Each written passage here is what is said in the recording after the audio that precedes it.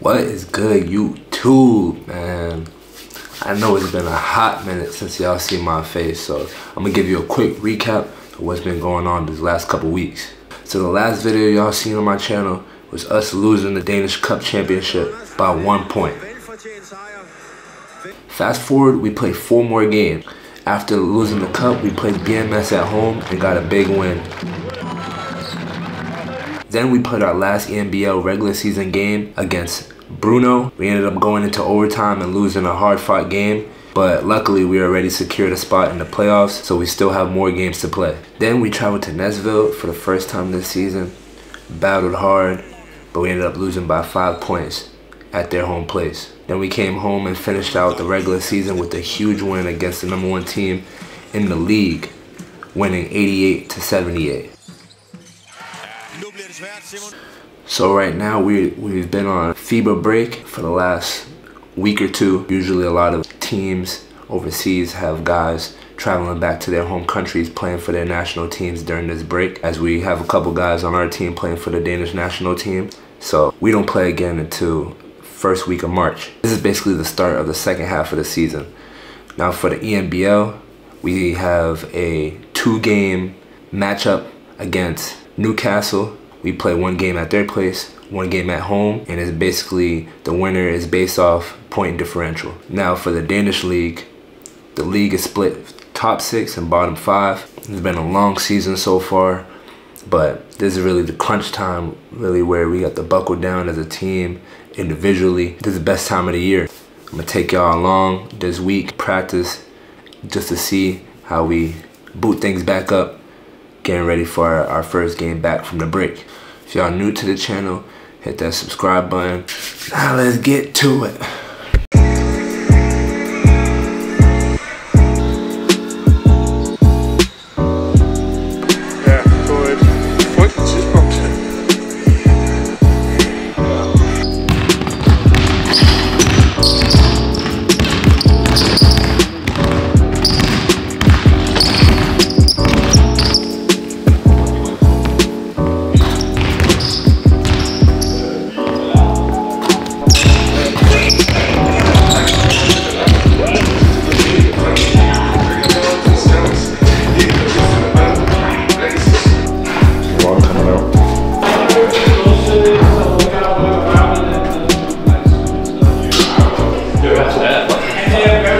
About time. There we go. Let me get a little cameo. Hold on. You feel me? Let's get the heavyweight. Get some heavy.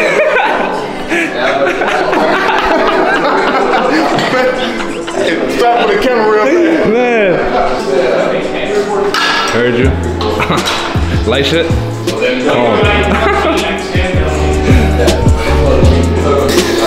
Weeks completed.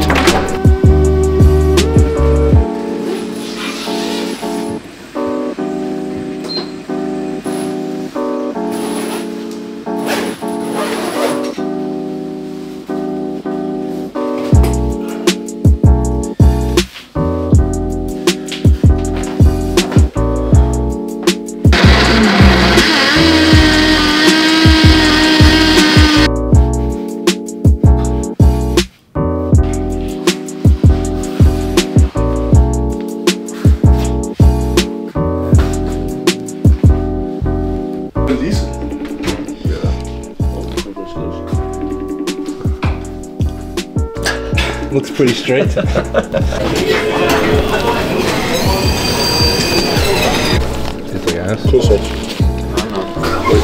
Turkish? Turkish dessert. Turkish Balkan. Balkan. Yeah, like they stole it from us. No. Turkish people. And Completely. There's so much that. Turkish delight. Turkish delight.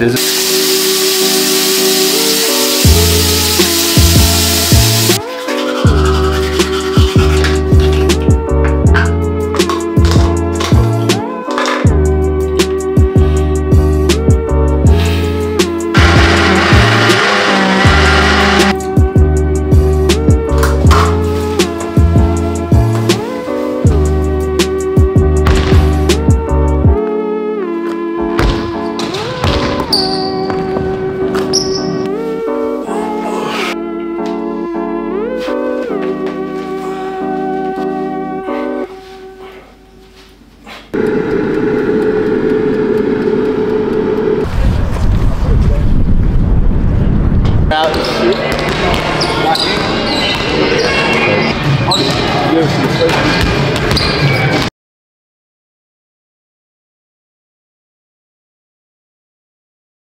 kom i gang, om det er noget for Polakovic, det der. Det gør ligesom, at du er mere klar til den første dribling, der kommer fra modstanderen, men det gør så også, at de har mere plads til at lave deres skud.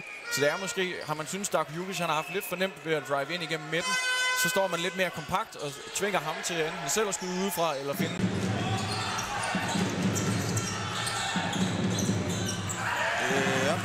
DJ Dambreville. Det tog de nemme. Vi ser også Skyler Bolin, der ikke er bange.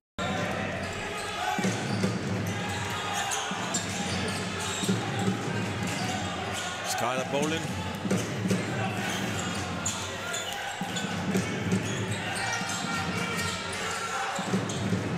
Det er meget, meget fint spil i den der. 17. 20 sekunder.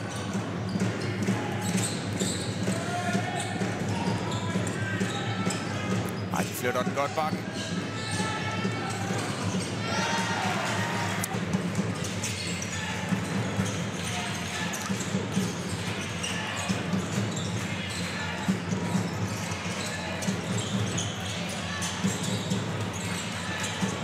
Ja, okay, det er ikke...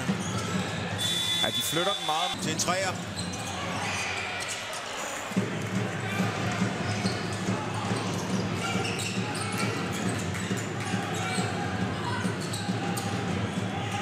Kommer godt hjem, Randers. Bolin prøver igen en træer, så lykkes det. Ja.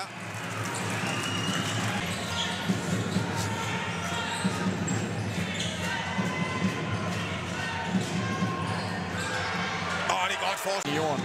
Rutineret. Trækker lidt tempo ud. Nåede han det? Det gjorde han. Så kan det jo nogle gange være lidt forvirrende for spillerne, når de første 8 minutter virkelig har fået lov til at gå til makronerne, og så dommerne de begynder at fejle dem. Så kan man ikke helt finde ud af, hvor meget man ligesom må lægge i det. Det er ret godt spillet, det der. Og så lykkedes det. Jeg tror, det er sådan vel til i kampen. Polakovic. 7 point. Bakken topscore.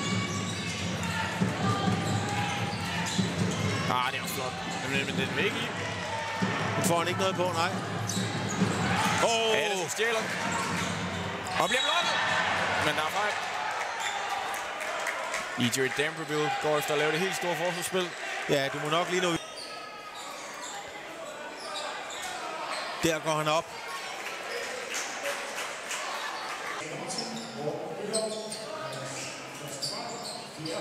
Se der. Der. Jo, der er jo kontakt. Ja, det må man sige. Det må man bare sige. Der er kontakt.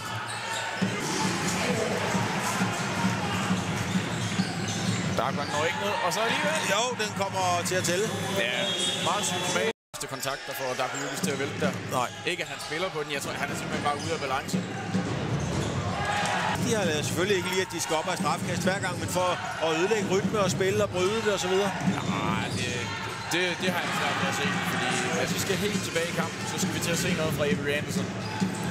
Han snitter over 20 point per kamp, og i dag har han lavet 9. Det er ligesom den X-faktor, Randers de mangler.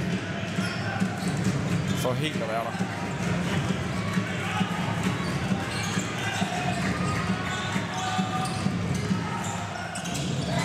Dambreville, han er ikke...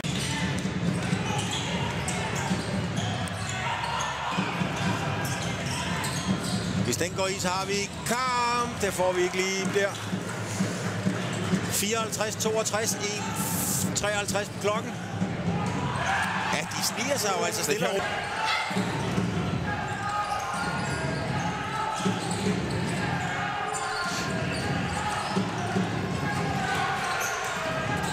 Det kan ikke lade sig gøre. Nej, der sker altså også en fejl ved dommerbordet. Der bliver... Ej, hvor er det flot.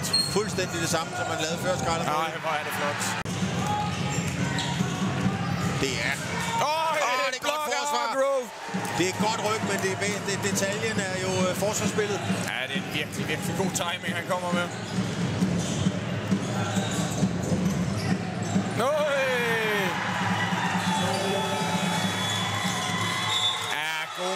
bakken, det må vi bare sige. De lader simpelthen lige Randers-spillerne få håb.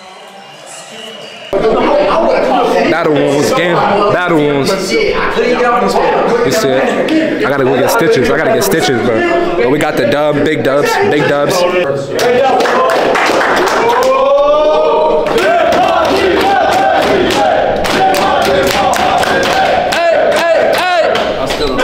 I don't either.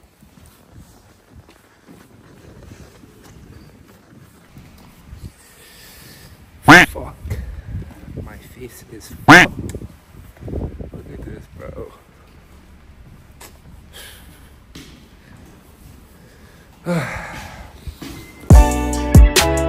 Running through the finish line, self-made, bossed up, baby, I'm divine and it's by design.